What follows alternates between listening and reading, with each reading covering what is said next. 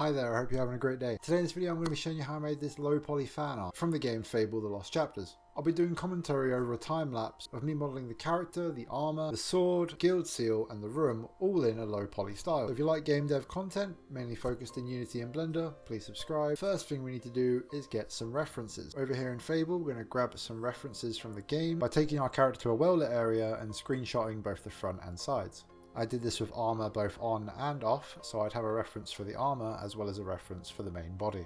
Over in Blender I set the references up by adding them to the scene, setting them to be always in front, and then I lower the opacity so I can see the mesh I'm working on. I tried to get them roughly the same size, but I know that I end up adjusting the side reference later.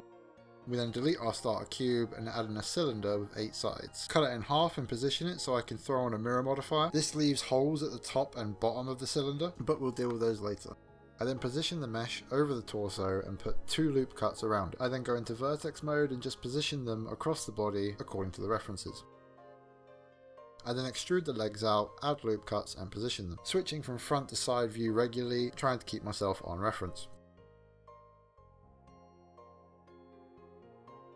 I then extrude out the shoulders and the arms and repeat the process of loop cuts and positioning according to the reference. I put 3 loop cuts together on the knees and elbows to help with deformation of the mesh. To get the body out of the way, selected all the body vertices and pressed H to hide them, and then to reverse that you just press Alt H. Put loop cuts down the middle of the arms, and then I select the outer edges and I press G twice to edge slide to give it a more rounded appearance. And then I did the same thing on the legs and noticed that there's missing a bunch of faces on the inner side of the leg. So I just fill in those loose faces by grabbing 4 vertices at a time and pressing F to fill all the way down the leg. I then went to the shoulders to fill them in and then positioned them using proportional editing. I also added more loop cuts around the wrist for the same reason as the knees and the elbow. Now it's time to grab the edges of the neck and extrude them out to create a neck. Filled in any gaps and extruded up to the top of the head reference. Added loop cuts and started positioning it.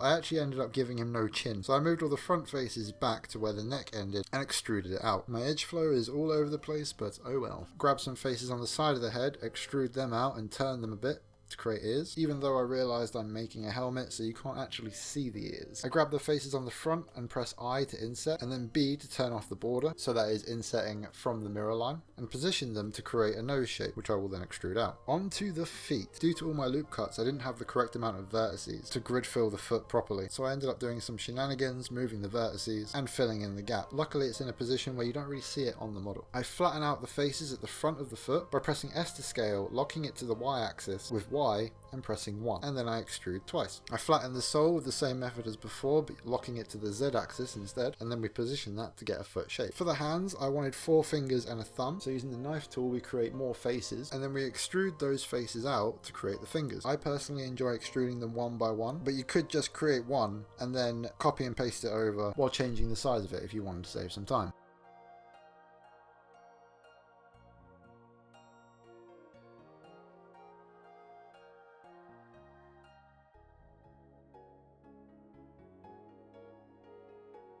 Lastly, we go to the eyes and we cut them out using the knife tool. We slap on some colour and we are ready to start creating the armour. Hide the original 2 references and put up my armour reference, getting it to roughly the right size. And I started with the trousers by grabbing all the faces that the trousers will cover, duplicating them with Shift D and then separating them by selection. Give me a new mesh which is the correct shape. I then scale along the normals by using Alt S and put a mirror on it, with the body mesh being the object that we're mirroring from, so we get the trousers on the other side. I then repeat this process with the other pieces of armour, hiding the trousers to grab the faces of the foot so I can create the boot, and then unhiding the trousers so I can position everything in a way that looks a bit more appealing.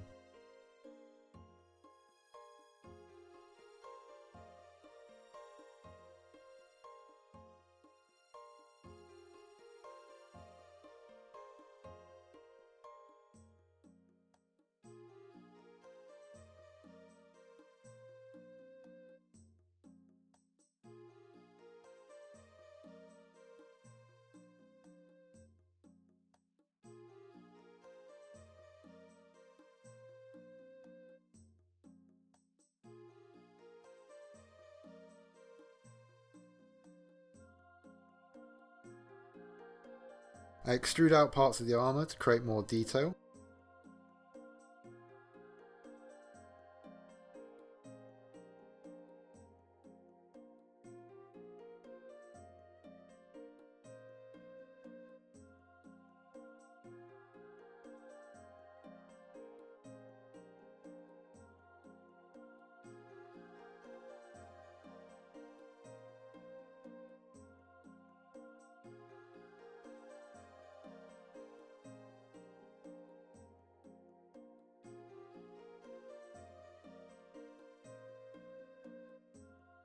And I had a bit of trouble with the shoulders at first. Getting the right shape was quite difficult, and ideally I should have mirrored the shoulder around about here before I started putting detail on it and then applied that mirror. As you'll see in a moment in the video, I had to recreate the shoulder, and there is a part of this video I cut out where I was just trying to take a mirrored version of this and take the detail off of it, but that was proving a lot more difficult than just grabbing the faces and redoing what I've done.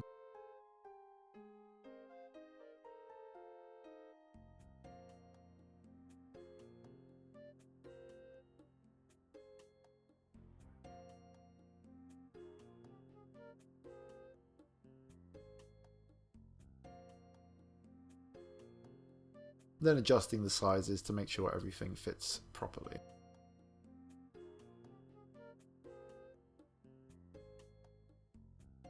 The arms, same thing as the trousers and every other piece, just grabbing it, making it bigger, extruding parts of it out to add more detail, and putting a mirror on it so it's on the other side.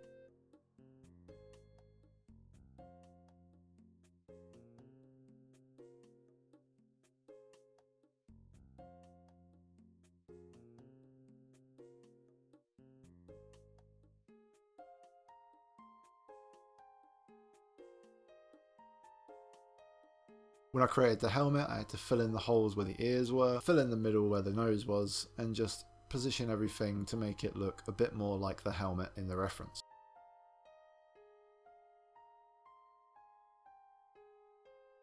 Extruding out, positioning and spiking it. I did also have a picture of the reference on my second monitor next to me.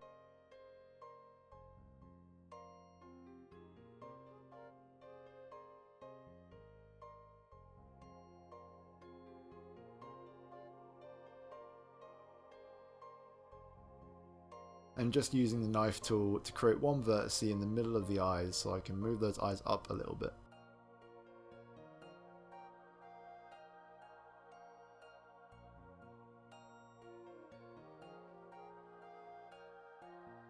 Realised the boot was a bit off, this bit at the bottom should actually be flat, and that I needed to create a collar kind of thing coming out of the armour.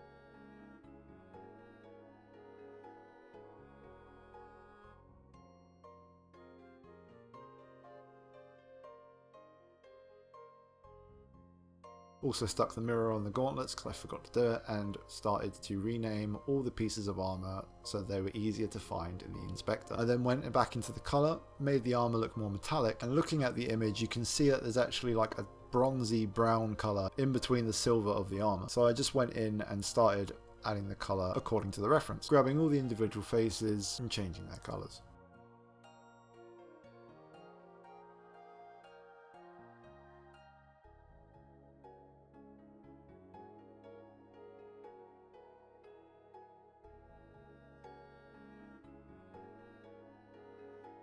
For the little tabard thing, just inset it a bit, grab the outside edges and change the colour of those to white. With that I'd finished the body and the armour, so I started work on a sword.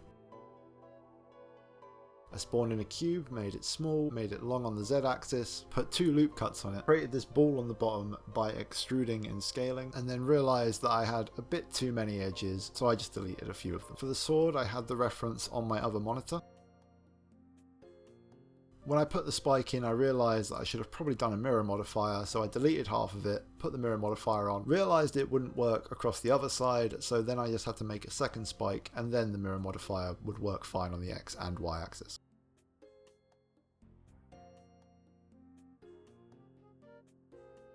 For this part of the blade, we just made a roundish object. It didn't seem like extruding it out I'd be able to get the shape I wanted, so I added another cube, shrunk it down, and then extruded that cube out to get the shape I was looking for, and then I mirrored that across to the other side.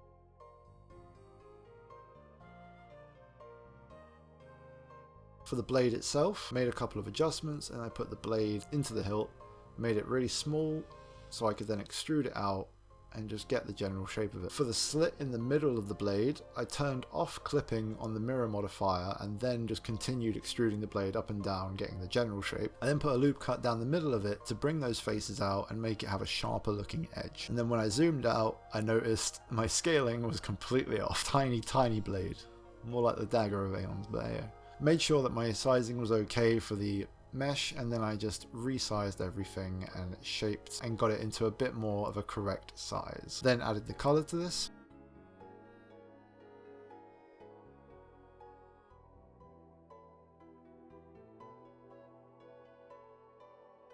And now we're going to create a guild seal and make it nice and big so it's nice and easy to see what I'm doing, and then I can shrink it down later. We spawn in a cylinder with 10 sides, and then we duplicate that, make it a bit smaller, and use the boolean tool to create a hole in it. I have a video on my channel of how to use the boolean tool if you're interested in learning how to use it. And then we extrude out, and using this reference created these two little peg looking things, and then duplicated it, put it on the sides, made it a bit more rounder, deleted the originals, and then reduplicated it again.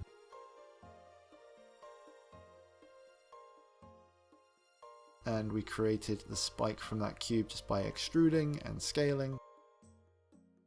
We then put a mirror modifier on the X and the Y, with the main object being the center, and it would create this, make these look a bit sharper, and put an inset in them for detail. I then spawn in a plane, and using the knife tool I cut out the general shape of the guild seal's S thing in the middle.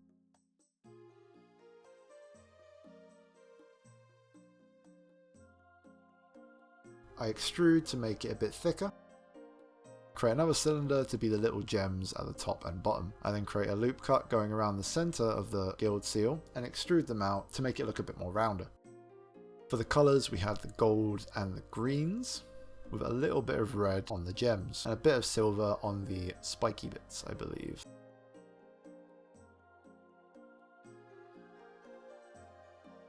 I then duplicate that and put a duplicate of it to the side. We merge the whole thing together, applying all the mirrors and then making sure it will fit. For the room itself, I just put another cylinder in, made it huge, deleted the ceiling so I could see what I was doing, and made these little steps to be the guild hall in the game.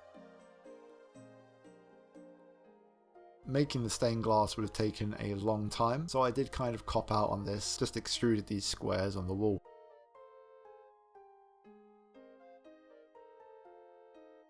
Finish off adding the colours to this. I then use a standard 3-point light setup. And then I create a duplicate of the armor and of the mesh so that I've got that safe. Apply all the mirrors, merge everything that needs to be merged. I realised that the hands are actually supposed to be wearing black gloves, so I just changed the colour of those to be black. Parent everything correctly. I'm using an add-on called Rigify. If you go to your file preferences add-ons, you can add it into your project as well, where you can just spawn in an armature that you can then position and parent to your mesh, and it will work for the most part.